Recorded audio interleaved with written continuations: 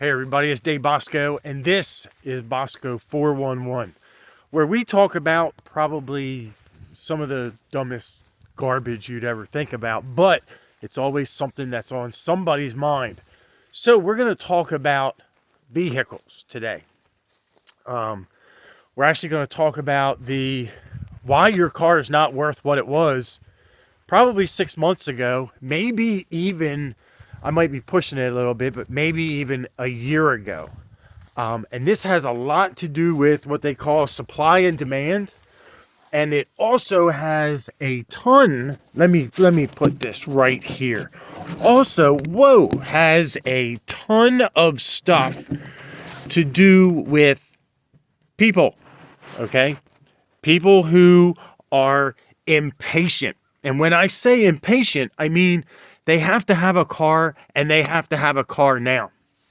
Those are the people, they just want a car. They don't need a car. So there's a big difference between want and need. So if your car's a piece of poop and it's barely even making it down the road, you need a new car. So that's okay. You have to buy a car, no matter what the market is, because the piece of poop you're driving could cost you more than what the used car is going to cost you. But because of the little China thing that came through and messed up all of our shipping supplies and all this other kinds of garbage, chips were a problem. So no one could buy brand new cars because everybody bought them up, didn't have any more because they got all their free money, right? So you get all this free money, you're buying all these new cars, now there's no more new cars. So what's left? Used cars. So in this market, this little tumbly market of vehicles, you buy a new car, your car goes off to auction, that car is sold, and it goes to one of these buy here, pay here places, or somebody that's going to buy a used car to resell again. Because they usually go to dealer auctions. So only dealers buy those cars. So that means you've got all this supply of used vehicles. Now, everybody's got all this money. People that didn't have cars before got all this free money in the mail or in their bank account, whatever. They get all this free money. They're like, I'm going to buy a car now. Well, the problem is when you can't find new cars and there's a big demand for used cars, the price of used cars starts going up, just like the new car deal. Well, there wasn't enough new cars, so that $25,000 new car, the dealers were selling it for like $30,000. So you are already $5,000 in the hole, not including when you drive it off the lot. You've already lost a third of its value, right? So you're already screwed there. But on the used car end, those prices got so far out of whack. And what people don't realize is when you buy a used car, you might pull off the lot. You're not losing a third. You're probably losing a half of that car's value because it's already used. So you've already got somebody's vehicle they wanted to get rid of, but you like it and it serves you a good purpose. So now you have this vehicle, you paid $5,000 more for it, this used vehicle. So you have a $20,000 car, you paid $25,000 for it. Now all of a sudden, let's fast forward to today. In today's market, those used cars are starting to tank. Why? Because new cars are starting to come up on dealer lots. And that's what sucks, because now you could buy a new car.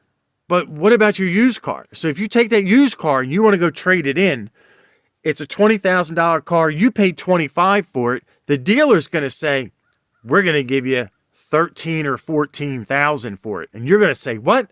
I owe $25,000 on this car. Well, no, it doesn't matter at that point. You paid so much more, so that's not going to work. Now you don't get a car. Or they're going to find a way to roll that into your other car, and the other car that you buy, you're going to be in the hole for even more.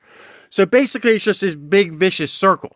But here's what's causing the used cars to tank so fast. All those people that bought cars that were $20,000, they paid $25,000 for, they got this interest rate of 10 to 15% because they didn't have super good credit or whatever the case may be. Then they can't make the payment. They can't trade the car. They can't get rid of it to lower their payment. Now they're stuck with this car. So what's happening now? Repos are at their highest at right now. Repos, they're just flooding the market. because all these banks have to hold them for so long. You had them, what is it? The the forgiveness thing, right? You had this forgiveness thing where you didn't have to make your payments. The banks weren't going to come take your car. You got so far behind, you couldn't play catch up. You owed too much on the car. The bank said, we're not, no. You either give us the money or we're coming to get the car. Because right now, cars are worth so much more. Well, guess what? After they held it for a while because they have to give you a chance to get it, some people claim bankruptcy. Next thing you know, the car's sitting for a month or two. Now the market has changed. Now these banks are stuck with all these cars. They need to unload them because we're getting close to the end of the year. They need to get them off their books. So this is what's causing all the havoc in vehicles. So what needs to happen? I'm going to tell you what needs to happen.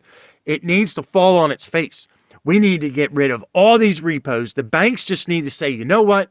This raising rates just isn't working right now. We need to get rid of all these cars. We haven't even talked about foreclosures, right? This is all in the same bucket of bullcrap.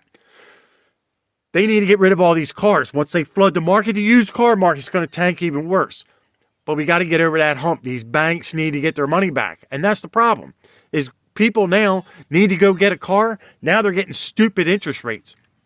Even people with good credit are getting stupid interest rates because they're so high because the banks need to recoup the money. And they know you, as a good buyer, are going to pay that. Now, there are people that they just can't make those payments. The banks know that. So the good people have to pay for the bad people. The bad people, they're just like a cycle, right?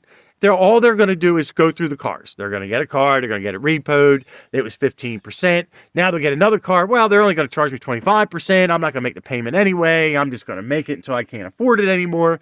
It's just a vicious circle that happens all the time. But right now, banks have tightened up so much that even the people that are having a hard time can't even get a loan. Or the interest rate's too high and they can't afford the payment. Same thing with the housing market. But we're not talking about houses, we're talking about cars. So what needs to happen? We're probably not even looking for another 4 or 5 months from now. This is November.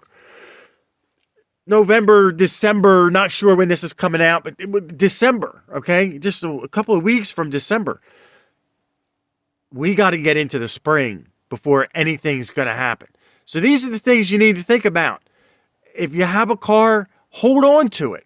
You drive that car. You got to get the price, the money that you owe. You need to get that down on that car.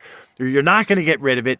Don't get it repoed. Just pay for it. Drive it. Do what you got to do. Take care of it. This is the time that people need to make sure they're concentrating on doing maintenance. Maintenance is what's going to keep these vehicles running, and that's what's going to keep your wallet in decent shape.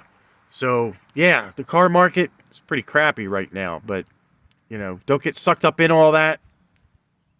Good luck, because it's going to be tough. Other than that, hey, I hope you stayed to the end of the video. Like, subscribe, all that other stuff. Until then, this is Dave Bosco for Bosco411, and I'll see you on the next meaningless video.